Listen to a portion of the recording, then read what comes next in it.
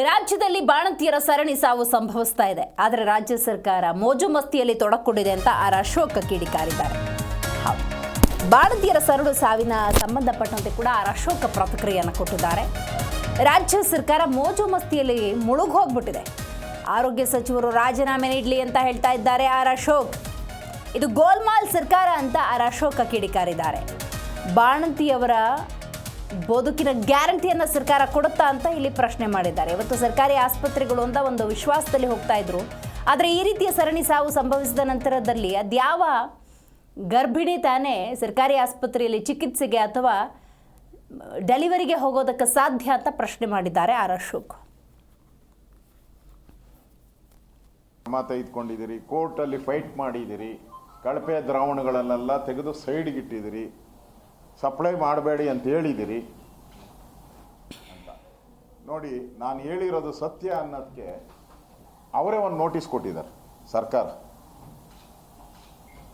ಈಗ ವಿಧಾನಸಭೆಯಲ್ಲಿ ಸರ್ಕಾರ ಮೊನ್ನೆ ಮಾಡ್ತು, ಇಲ್ಲಿ ಈ ಥರ ಏನೂ ಆಗಿಲ್ಲ, ನಾವೆಲ್ಲ ಏನು ನ್ಯಾಯಾಂಗದಲ್ಲಿ ಸರಿಯಾಗಿ ಫೈಟ್ ಮಾಡಿದ್ದೀರಿ ಅಂತ ಹೇಳಿದ್ರು ಅವರು. ಮತ್ತು ಕಳಪೆ ದ್ರಾವಣ ಏನಿತ್ತು ಅದನ್ನೆಲ್ಲ ಬ್ಯಾನ್ ಮಾಡಿದ್ದೀರಿ, ಕೊಟ್ಟಿಲ್ಲ, ಈ ಥರದ್ದೆಲ್ಲ ಹೇಳಿದ್ರು. ಅವರು ನೋಟಿಸಲ್ಲಿ ಯಾರಿಗೆ ಡ್ರಗ್ ಕಂಟ್ರೋಲರ್ ನೋಟಿಸ್ ಕೊಟ್ಟಿದ್ದಾರೆ ಅವನಿಗೆ, ನೀನೇನೇನು ಸರಿ ಮಾಡಿಲ್ಲ ಅಂತ. ಅದರಲ್ಲಿ ಸಣ್ಣ ಸಣ್ಣದು ಹೇಳ್ತೀನಿ. ಇದು ಈ ಫಾರ್ಮಾಸ್ಯೂಟಿಕಲ್ ಕಂಪನಿಯನ್ನು ಕಪ್ಪು ಪಟ್ಟಿಗೆ ಸೇರಿಸುವ ದಿನಾಂಕ 22/3/24 ಆದೇಶವನ್ನು ಮಾನ್ಯ ಉಚ್ಚ ನ್ಯಾಯಾಲಯದ ಮಧ್ಯಂತರ ತಡೆಯಾಜ್ಞೆ ನೀಡುತ್ತದೆ.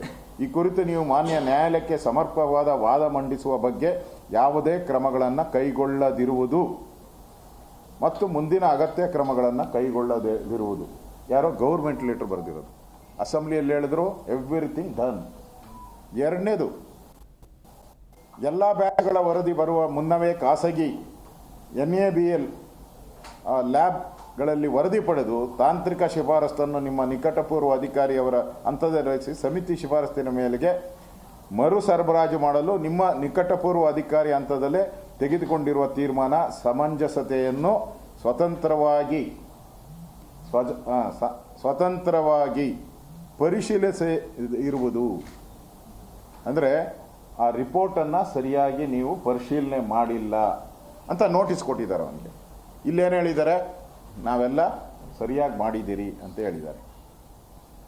ನಿಮ್ಮ ನಿಕಟಪೂರ್ವ ಅಧಿಕಾರಿಯ ತಪ್ಪು ಅನ್ವಯ ಯಾವುದೇ ವಿವೇಚನೆ ಬಳಸದೆ